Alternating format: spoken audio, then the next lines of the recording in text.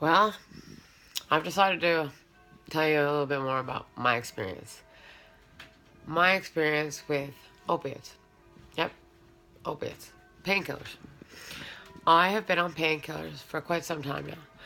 First, I had 2 back surgeries, and I had a terrible time getting off those. I injured my back when I was 21.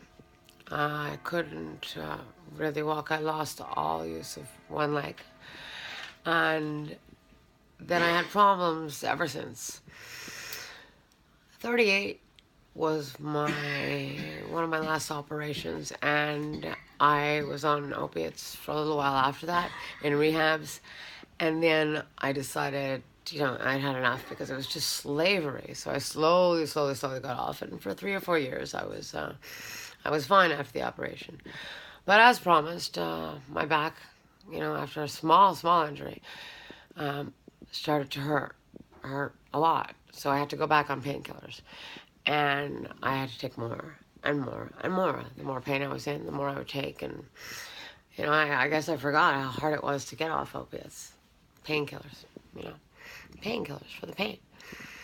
When I was first introduced to painkillers, they were Oxycontin, and I was told to cut them in half. Now, cutting them in half, it I don't know how many times. I mean, I really don't know how many times. It depends on how many milligrams. But one time, if you take 10 milligrams, for example, it's 4 times as strong. So that's like 40 milligrams in one shot. So you have to take more and more. They have a seal on them that are supposed to work for 12 hours. And if you break that seal, i.e. cutting them in half, then it's all released at the same time. Hence, it wears off in 4 to 6 hours, but you're getting 4 times as much. Anyways, long story short, I ended up on a copious amount.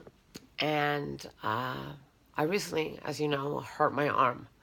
And I was in excruciating pain. I hurt my hand, and I had an operation, and they put pins in it, and it was just excruciating. And I went back up the opiate train. And, well, nobody's seen anything like it, and frankly, I haven't even seen any other person or anybody else suffer the way I suffer, but everybody suffers in their own way. Some withdrawal is like just a flu, but mine is horrendous. It attacks me so badly, and I have prepared some clips. I'm not proud, or it's a humiliating experience, but I think it's important that now that we're on the cusp of an opiate crisis, that you know and see what happens and what could happen to some people who don't get their opiates. And for me, it's the most painful experience.